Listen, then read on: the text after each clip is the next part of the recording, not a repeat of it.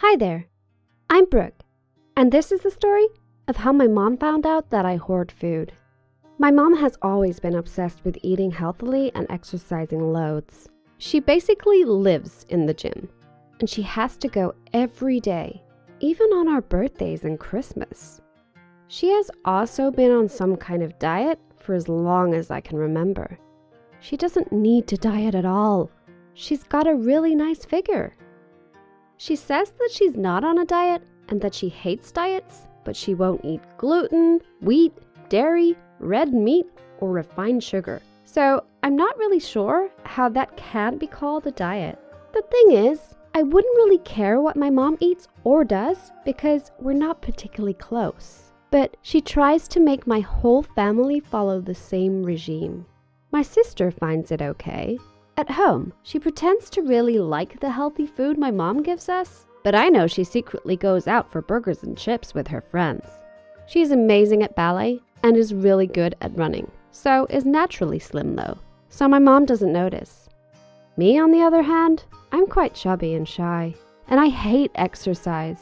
This seems to infuriate my mom, and makes her even more determined to make me adopt her clean way of eating. The more she tries to shove salads down my throat, though, the more I want to rebel. She has a specially designed meal plan for me, so if she had her way, I'd never get to choose what I ate. It would just be breakfast, porridge with an apple, lunch, salad with plain grilled chicken, dinner, some kind of vegetable soup and more salad. How am I even supposed to survive on that? My only safe haven is my room, where in an old plastic bag under my bed, I keep my secret stash of treats. I spend all my pocket money on chocolate, crisps, and sweets that my mom would never let me have. When my mom asks me what I spend it on, I just say that I am saving for college, and that keeps her quiet.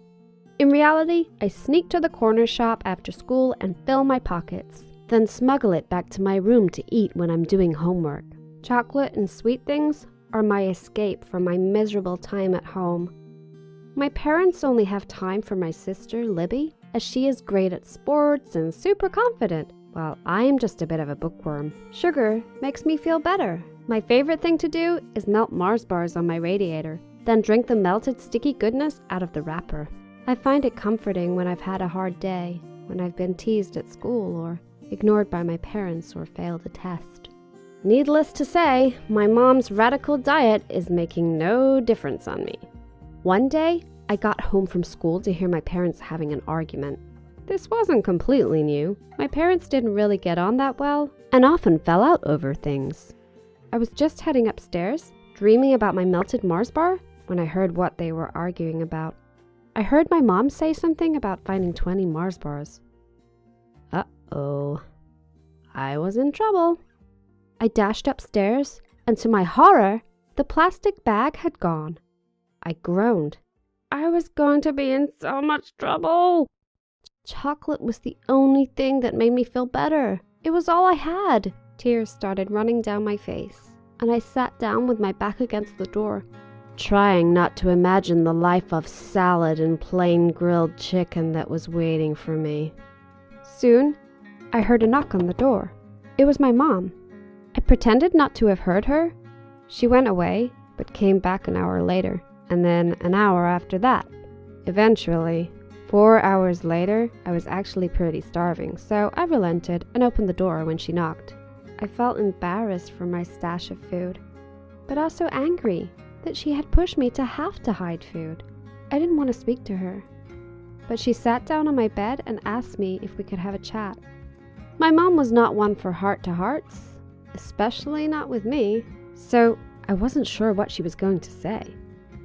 Probably telling me off about my hoarding, telling me I was going to get diabetes from the amount of sugar I was eating, that the diet she put me on was for my own good.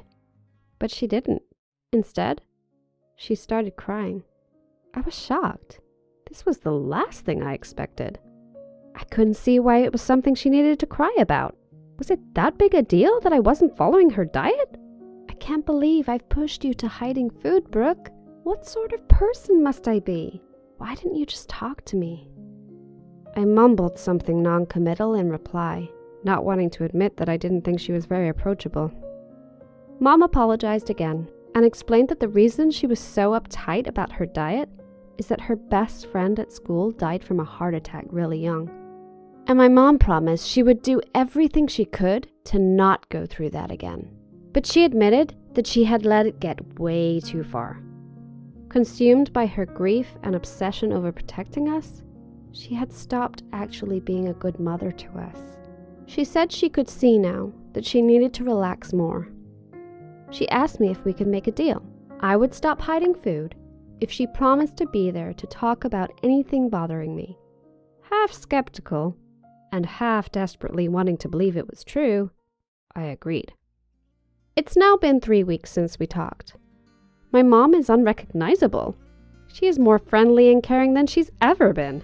We decided to compromise on the healthy food front, her agreeing to buy some treat foods, and me agreeing to try to eat less sugary snacks. We can actually eat carbs now. And actually, I think we're healthier than ever. I have much more energy now, and I'm not sure it's because of the food or because I'm happier generally. It's probably a bit of both, really. But I've learned to try to speak about how I'm feeling more, and that food is never a good way to escape from the world. And my mom has also learned that talking to each other is way better for your health than any amount of healthy eating. Have you ever had a secret stash of something? Please share your opinions or stories in the comments section below. Don't forget to like the video and subscribe to our channel.